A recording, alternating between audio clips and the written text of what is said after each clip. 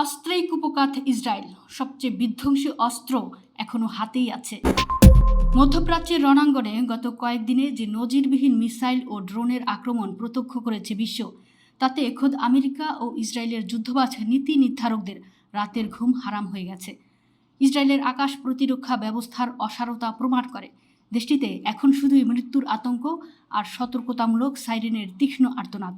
তবে যারা ভাবছেন গত কয়েকদিনের এই আক্রমণেই ইরানের সামরিক সক্ষমতার শেষ সীমা, তাদের জন্য এবার এক বজ্রপাত তুল্য বার্তা নিয়ে হাজির হয়েছে তেহরান। ইসরায়েল ও আমেরিকার সামরিক দম্ভ চূর্ণ করে ইরান সদম্ভে ঘোষণা করেছে, সবচেয়ে উন্নত ও বিধ্বংসী অস্ত্রগুলো এখনও আমাদের হাতেই আছে। মঙ্গলবার ইরানের সরকারি বার্তা সংস্থা ইরনার বরাতে এই চাঞ্চল্যকর তথ্য প্রকাশ্যে আসে। সংঘাতের চতুর্থ দিনে এসে ইরানের প্রতিরক্ষা মন্ত্রণালয়ের পক্ষ থেকে আমেরিকা ও ইসরায়েলকে দেওয়া এই হুঁশিয়ারি আন্তর্জাতিক মহলে ব্যাপক উত্তাপ ছড়িয়েছে। ইরানের প্রতিরক্ষা মন্ত্রণালয়ের মুখপাত্র রেজা তালাইনিক অত্যন্ত আত্মবিশ্বাসী ভাষায় বলেন, আমাদের দেশ রক্ষার পূর্ণ সক্ষমতা রয়েছে।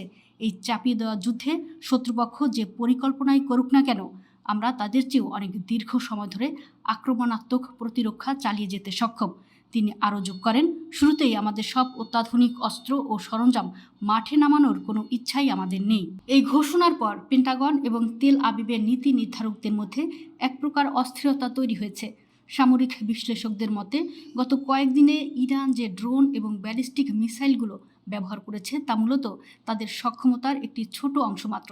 এই পুরনো প্রজন্মের অস্ত্র দিয়েই ইসরায়েলের গর্বের আয়রন ড্রোম, ডেফিরস স্লিং এবং আমেরিকার পাঠানো মিলিয়ন ডলারের থার্ড সিস্টেমকে ব্যতিব্যস্ত করে তোলা হয়েছে। বিশেষজ্ঞরা বলছেন, ইরানের অত্যন্ত সুকৌশলে ইসরায়েলের বহুমূল্যের আকাশ প্রতিরক্ষা ব্যবস্থাকে অপেক্ষাকৃত কম খরচের অস্ত্র দিয়ে বিভ্রান্ত করছে। শত্রুকে ক্লান্ত ও নিঃস্ব করাই তাদের বর্তমান কৌশল, যাতে চূড়ান্ত আক্রমণের সময় ইসরায়েলের কোনো প্রতিরক্ষা বর্মই অবশিষ্ট না থাকে। অনেকেই মনে করছেন, হাইপারসনিক মিসাইল থেকে শুরু করে এমন সব ডুমসডে ওয়েপন্স বা ব্রহ্মাস্ত্র এখনও ইরানের গোপন বাংকারে সযত্নে সংরক্ষিত আছে, যা যুদ্ধের মোড় মুহূর্তেই ঘুরিয়ে দিতে পারে। যেসব যুদ্ধবাজ নেতা কিছুদিন আগেও দম্ভভরে স্বাধীন রাষ্ট্রগুলোকে ধ্বংসের হুমকি দিতেন, আজ তারা নিজেদের দেশের নাগরিকদের নিরাপত্তা দিতে ব্যর্থ হয়ে মাটির নিচের বাংকারে আশ্রয় নিতে বাধ্য হয়েছেন। ইরানের এই হুঁশিয়ারি স্পষ্টভাবে ইঙ্গিত দিচ্ছে যে পশ্চিমা শক্তির মিথ্যে অহংকার আজ এক চরম সংকটের মুখে। তেহরানের এই শান্ত কিন্তু ভয়ঙ্কর ঘোষণা বিশ্ব রাজনীতির সমীকরণে এক নতুন এবং ভয়াবহ অধ্যায়ের সূচনা করল কিনা, এখনই সেটা দেখার বিষয়।